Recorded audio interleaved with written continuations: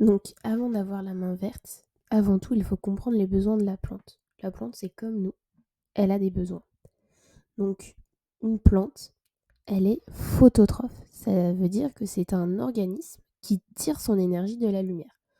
Donc, la plante, elle a avant tout besoin de lumière. Ensuite, la plante, tout comme nous, elle a besoin d'eau.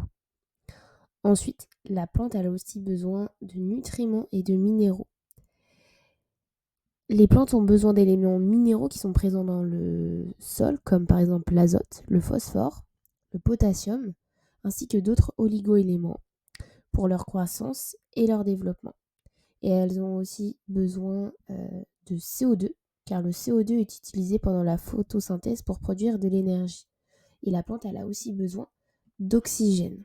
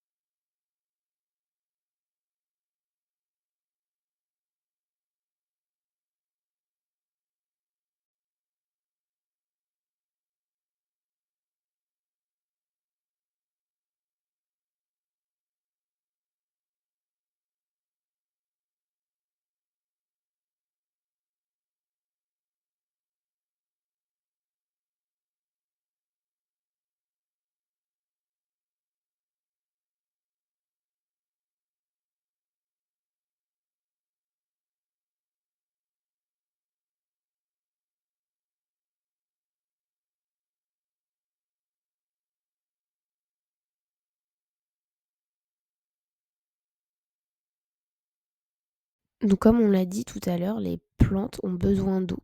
Donc pour la plupart des plantes, il faut plutôt arroser régulièrement mais pas trop. Parce que la plupart des plantes, elles aiment que la terre soit humide mais pas détrempée. Il faut plutôt arroser de préférence le matin ou le soir parce que ça évite que l'eau s'évapore trop vite au soleil. Donc ça vaut plutôt pour les plantes en extérieur qu'en intérieur.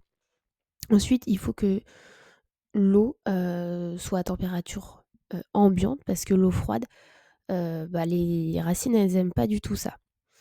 Ensuite, il faut plutôt arroser la base de la plante, donc plutôt la terre, que sur les feuilles. Cela évite les maladies et le développement de moisissures. Ensuite, donc il faut faire attention aux besoins spécifiques de chaque plante, parce qu'il y a des plantes qui aiment vraiment avoir beaucoup d'eau, et il y en a d'autres qui aiment vraiment un sol sec. Donc comme je vous l'avais dit, par exemple, le cactus, les lavandes, etc.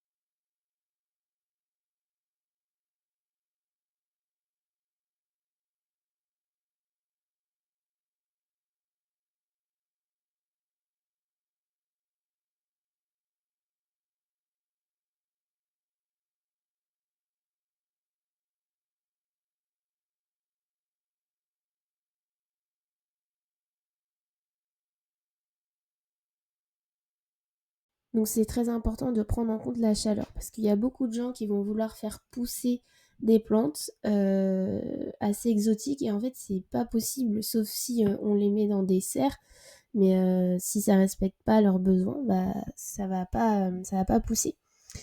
Donc il y a plusieurs choses à prendre en compte. C'est prendre en compte les extrêmes parce que il y a des plantes qui ne résistent pas forcément au gelé. Les plantes qui résistent plutôt bien au gelé, on dit qu'elles sont rustiques. C'est-à-dire que ce sont des plantes qui résistent bien au froid et elles peuvent survivre en extérieur, même en hiver. Et ensuite, on a aussi des plantes xérophytes. C'est-à-dire que elles vont plutôt bien supporter la chaleur, la sécheresse et un ensoleillement intense. Donc entre autres, on peut avoir, le cactus, l'aloe vera, la lavande, le romarin, l'olivier et plein d'autres plantes. Si vous avez aimé la vidéo, n'hésitez pas à mettre un like et à vous abonner.